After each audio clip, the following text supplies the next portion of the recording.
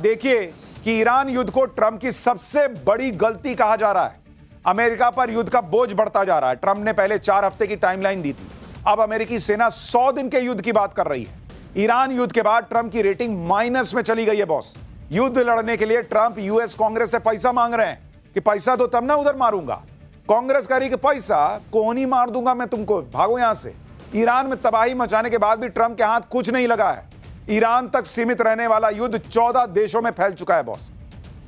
और हमने आपको पाठशाला में पहले ही कहा था कि यह युद्ध कोई रूस यूक्रेन का युद्ध नहीं है बॉस। ये जिस तरह से पूरे मिडिल ईस्ट को अपने कब्जे में लेता जा रहा है, यह दुनिया के लिए तबाही के संकेत है। और ट्रंप भले ही अपनी पीठ थपथपाएं, क्या देखो ईरान को मार दिया, लेकिन लोग पूछ रहे हैं कि हासिल क्या किए हो? अगर मार ही दिए हो तो ईरान पलट के तुमको कैसे मार रहा है? ईरान में रिजीम चेंज तो हुआ नहीं, ईरान में लोग सड़कों पे तो उतरे नहीं। जो उतरे वो तो एकजुट हो गए खामेनेई की मौत के बाद। उल्टा ईरान के पलटवार ने दुनिया को हैरान कर दिया। ईरान अपनी सीमित क्षमता के बाद भी न सिर्फ युद्ध लड़ रहा है, बल्कि अमेरिका के सहयोगियों का धुआं धुआं कर रखा है उसने। क्या ट्रंप अब ईरान युद्ध से निकलने का सेफ पैसेज खोज रहे हैं?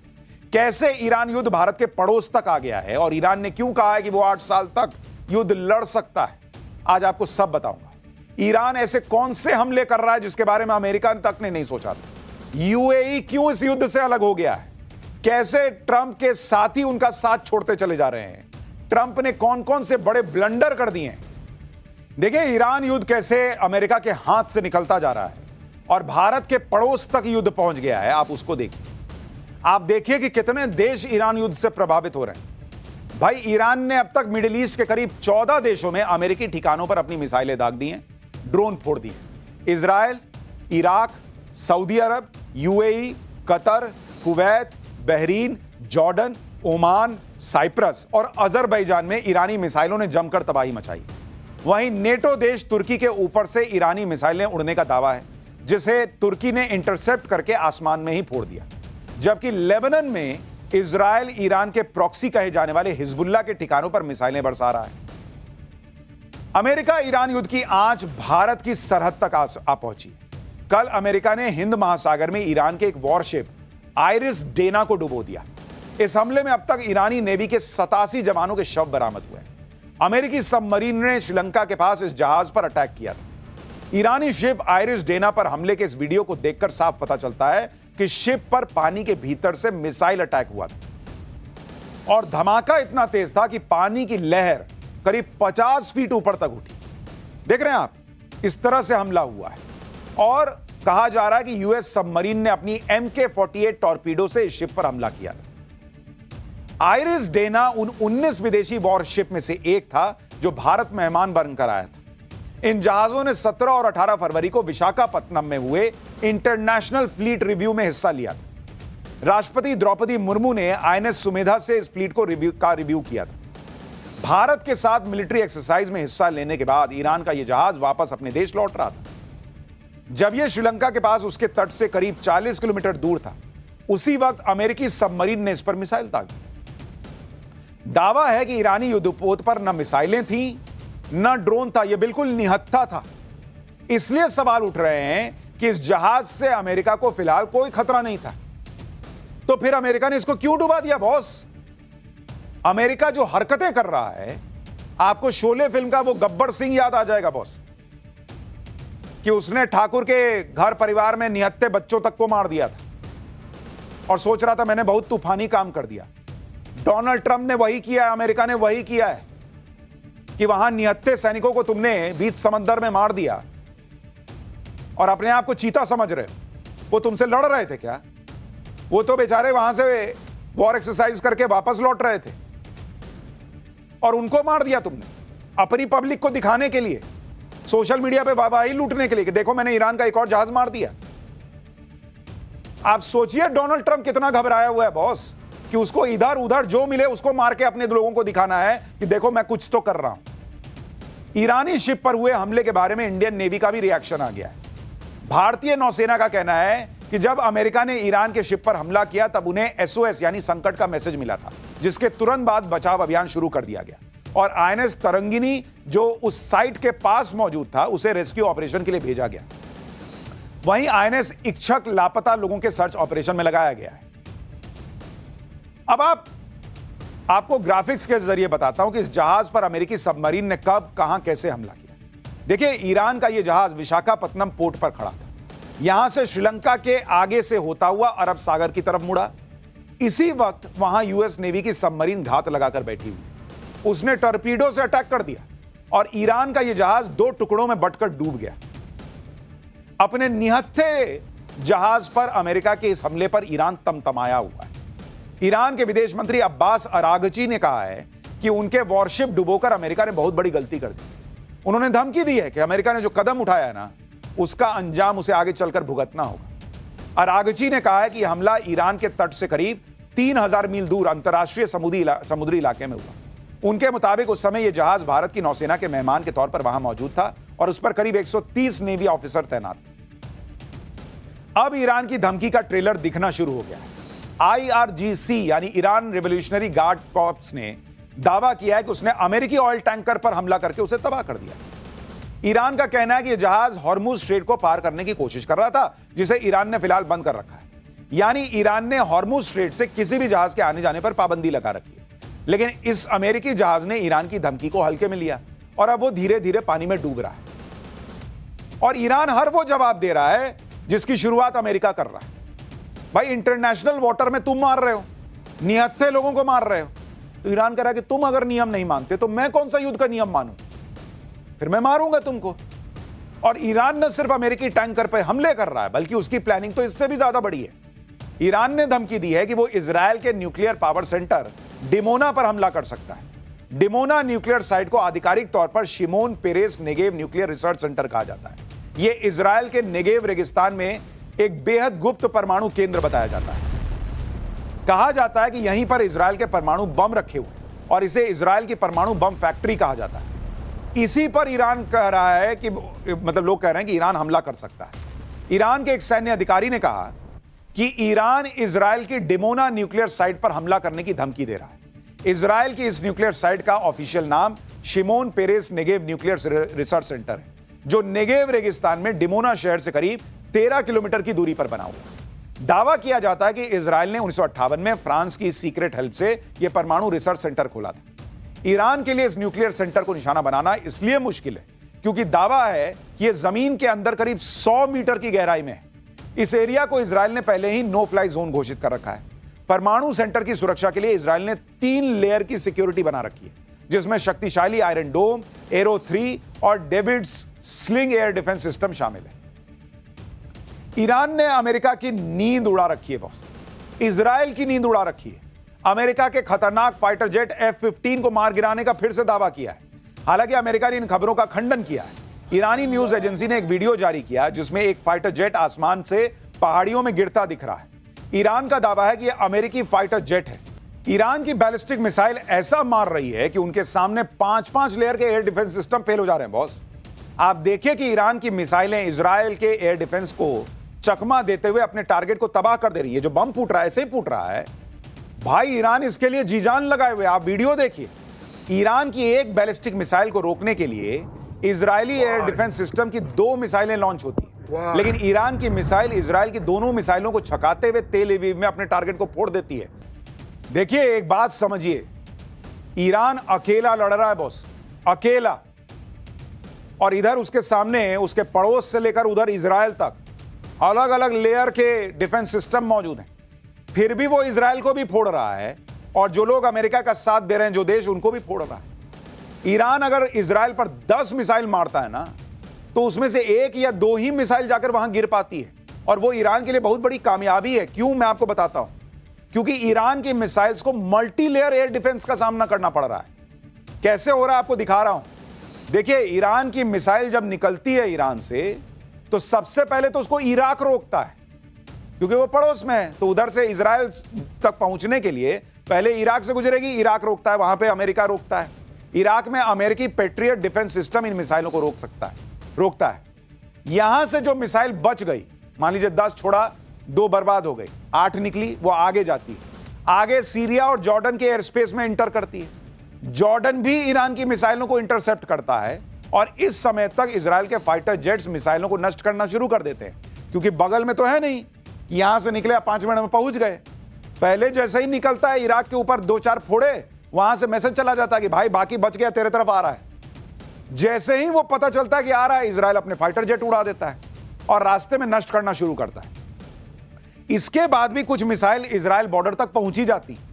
इन मिसाइलों को मेडिटेरेनियन सी में तैनात अमेरिकी नेवल शिप रोकती है। फिर इसके बाद भी कुछ मिसाइल इजराइल की सीमा में दाखिल होती है।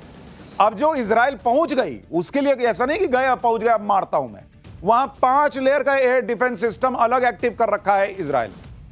Arrow missile system, THAAD missile system, Patriot system, David Sling system, Iron Dome system, ये 5 लेयर है वहां पे बॉस।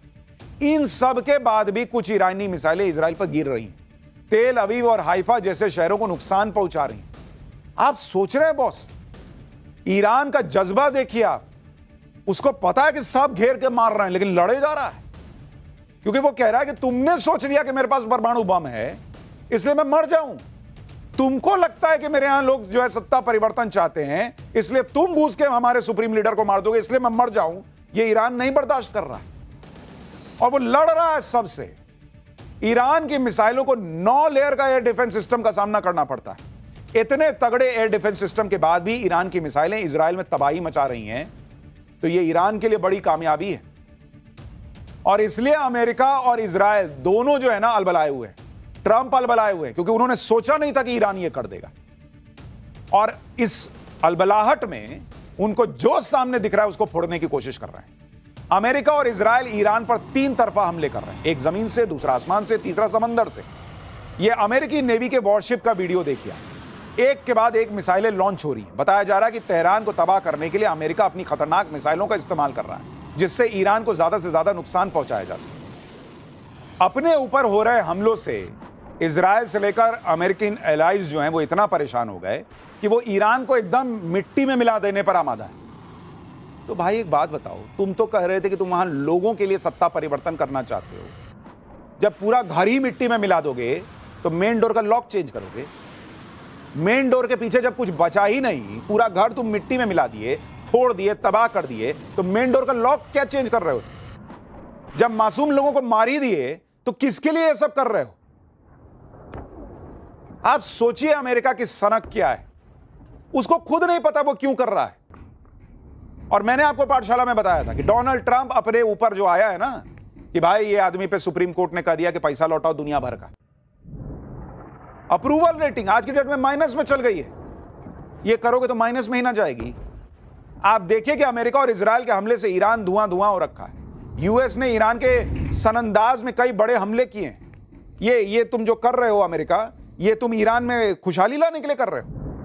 कुर्दिस्तान प्रांत में इमाम अली मिलिट्री बेस को तबाह कर दिया अमेरिका ने। पूरा इलाका धमाकों से कैसे थर्रा रहा है आप देखिए जरा।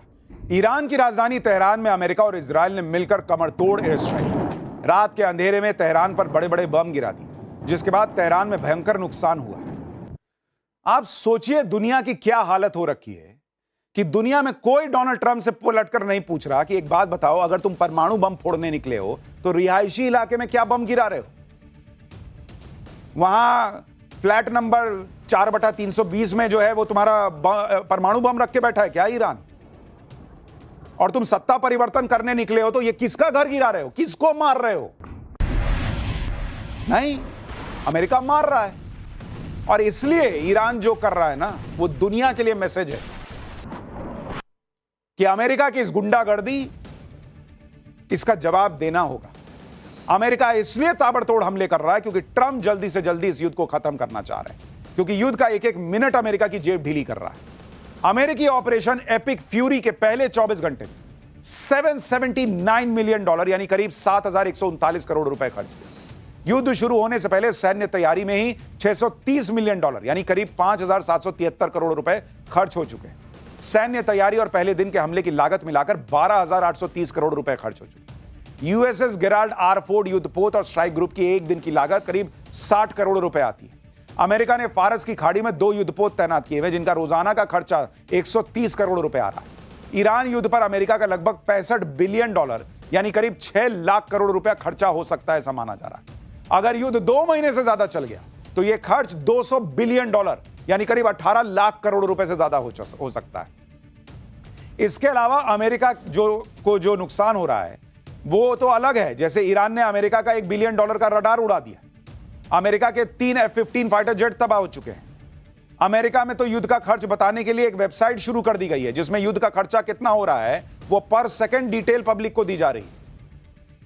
हर सेकंड पब्लिक देख सकती है कि देखो ट्रंप तुम्हारा कितना पैसा उड़ा रहा है। इसी तरह से इजराइल पर भी युद्ध का बोझ बढ़ रहा है। इजराइल 2023 के बाद से ही युद्ध में, पहले हमास के खिलाफ, अब ईरान के खिलाफ जंग लड़ रहा है। ईरान युद्ध में इजराइल का वीकली खर्चा 27,000 करोड़ रुपए से ज्यादा है। युद्ध की वजह से इजराइल की इकोनॉमी को वीकली यानी हर हफ्ते 13,700 करोड़ रुपए से ज्यादा का नुकसान हो रहा है। अमेरिका को यह भी नहीं पता कि जिस युद्ध में इतना खर्च हो रहा है वो युद्ध कितने दिन चलना है, उसको हासिल क्या होना है। यूएस सेंट्रल कमांड ने पेंटागन को रिक्वेस्ट भेजी है, ज्यादा इंटेलिजेंस अधिकारी भेजने की मांग की है जो 100 दिन तक ईरान युद्ध को सपोर्ट कर सके। ट्रंप को समझ आ रहा है कि बिना फंडिंग के युद्ध नहीं लड़ पाएंगे वो। इसके लिए ट्रंप ने अमेरिकी कांग्रेस से फंड की डिमांड की कि लाओ यार पैसा तो उधर मारना है। ट्रंप ने अमेरिकी कांग्रेस से $50 बिलियन यानी करीब 4.5 लाख करोड़ रुपए से ज्यादा का इमरजेंसी फंड मांगा है। ट्रंप की डिमांड पर अमेरिकन कांग्रेस ने कहा कि वो इमरजेंसी फंड जरूरत पड़ने पर पास करेंगे। अमेरिकी कांग्रेस के मुताबिक इमरजेंसी फंड का प्रस्ताव वो सही तरीके से पास करेंगे। यानी यहां भी ट्रंप फंस गए क्योंकि कांग्रेस कह रही है कि वो सही तरीके से फंड देगी, ट्रंप की तरह नहीं कि एक साइन कर दो और जो चाहे फैसला कर लो। ट्रंप जिस तरह की सनक दिखा रहे हैं उसका अमेरिका में खुलकर विरोध हो रहा है। ट्रंप खुद को पीस प्रेसिडेंट कहते हैं, लेकिन अमेरिका में लोग अब खुलकर ट्रंप को वॉर मॉन्गर कह रहे हैं और ईरान के खिलाफ हो रहे युद्ध का विरोध कर रहे हैं। आप तस्वीरें देखिए, अमेरिकी संसद में आर्म्ड फोर्स से जुड़े मामले की सुनवाई के दौरान हंगामा हो गया। संसद के अंदर ही पूर्व अमेरिकी मरीन सैनिक ब्रायन मैकगिनिस ने ईरान युद्ध का प्रोटेस्ट कर दिया। वो कह रहे थे कि हमें इजराइल के लिए युद्ध नहीं लड़ना चाहिए। इसके बाद पूर्व अमेरिकी सैनिक को जबरन बाहर निकाल दिया गया। ट्रंप की रिपब्लिकन पार्टी के सीनेटर टिम शीडी भी पूर्व सैनिक को धक्का देकर बाहर निकालने लगे। सुरक्षा कर्मियों ने उसे जबरन बाहर निकालने की कोशिश की जिसमें उसका हाथ टूट गया। लगभग 20 से 30 सेकंड तक पुलिस और सीनेटर उन्हें दरवाजे से बाहर निकालने की कोशिश करते रहे। इसी खींचतान के दौरान उनका हाथ दरवाजे में फंस गया और टूट गया।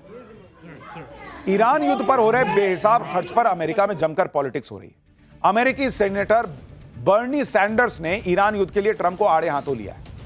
बर्नी सैंडर्स कह रहे हैं कि हमने पहले ही पेंटागन को $1 ट्रिलियन दे रखा है, अब ट्रंप को $500 बिलियन फिर चाहिए। ट्रंप ने ईरान में जो युद्ध शुरू किया है उसके लिए ज्यादा पैसे मांग रहे हैं। इसका जवाब है नो। हमें अमेरिकी पब्लिक पर पैसा खर्चा करना चाहिए कि न कि अंतहीन युद्ध में। यानी डोनाल्ड ट्रंप के पास के सामने दो मुसीबत है। एक, उनके महंगे महंगे हथियार खत्म हो रहे हैं, दूसरा उनका पैसा खत्म हो रहा है। और डोनाल्ड ट्रंप कह रहे हैं कि मैं सैनिक भेज दूंगा। क्यों? तुम्हें अपने हथियारों के पैसे बचाने हैं तो तुम सैनिक भेजोगे क्योंकि उनके जान की कीमत नहीं है। डोनाल्ड ट्रंप को पता है कि उनके परिवार का तो कोई नहीं मरेगा। डोनाल्ड ट्रंप तो भाई प्रेसिडेंट है बॉस, उनको क्या होना है, जाओ सैनिक तुम मरो।